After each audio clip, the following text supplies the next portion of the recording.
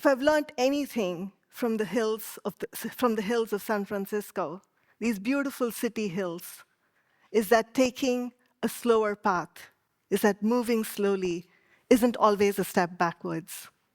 For years, I've been racing so hard, I might as well be chasing cable cars, until I learned the moment of pause.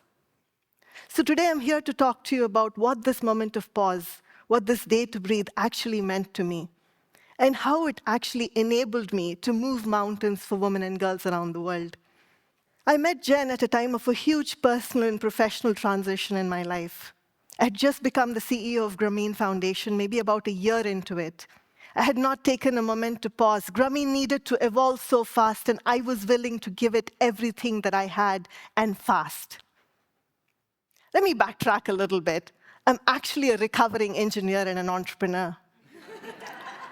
I gave up my engineering career to actually start developing products for women and girls around the world, because you know that every engineering product created does not have women and girls in mind while they're built.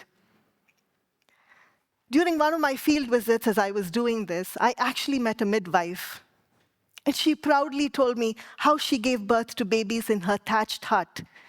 And she showed me the tool that she used to conduct childbirth. It was the same tool that she used to cut grass. I was shocked. I couldn't stand the sight of it. We can do better. I can do better, I said. I started a company called Eyes to look at women's health issues differently. And the first product we created was to enable women to give birth in safe and sterile environments, no matter where she was giving birth. We sold over 1 million units. We proved that the women were not poor in mind. They could buy a product and afford a product that was really useful and save the lives of themselves and their babies. We had sold 1 million units, and still, everywhere I traveled, I saw these women struggling. I saw their plight. They needed more. What could we do? I'd heard about this foundation called Grameen Foundation that I learned today, whose only vision was to put poverty in museums by giving women access to capital. So when an opportunity arose to become CEO, I jumped on it. Today, I lead the organization, but I know that access to capital isn't just enough. There's so many women that I have met over the years, just like the midwife, whose only problem has been that they were born in poverty. They have so much strength and so much resolve that none of us can live in their shoes for a second of our lives. Throughout my career, I also had heard this statement, let's empower women. How demeaning. How can we give power to these women who already have so much power and can move mountains with everything that they have? All we need to do is to fix the systems around them and get out of their way so they can move and show that they can achieve their full potential.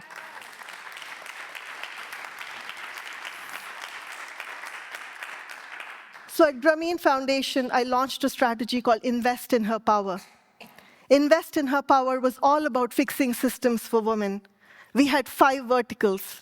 The first one, we would go into the families and talk to these families about these women being respected and valued in their own homes before they stepped out and became entrepreneurs. So the burden of care that they had could be shared amongst people, and that as they step out, they would be respected first in their own homes. They would be given a seat at their own dining table. And we know that women eat meals at the table with their families, their nutrition uptake goes up by 70%. Step 2, we then move into communities and we mobilize communities. And a core part of what we do in these communities is creation of male champions. We train these men not to be threatened by women's economic independence, not to take women being confident and successful as a threat to their masculinity, but look at these women as partners that they can walk out of poverty together with. And we see 80% success rate of men actually supporting their women in becoming entrepreneurs. As we move forward, the third step is to train these women professionally. We've de-risked them through communities and homes, and now we need to de-risk them professionally. We train them in entrepreneurship, climate-smart agriculture, access to markets. How do you access capital? How do you use the capital? Finally, we move to the financial institutions, and we enable them to create new loan products that are meant for these women and can serve these women. And last but not the least, as our fifth vertical, we actually guarantee these loans if need be with philanthropic capital, so we can move capital faster without collateral and the full amount these women entrepreneurs are asking for. In the last 18 months, we've seen that in West Africa, our work has reduced interest rates for women from 33% down to 12%. Well,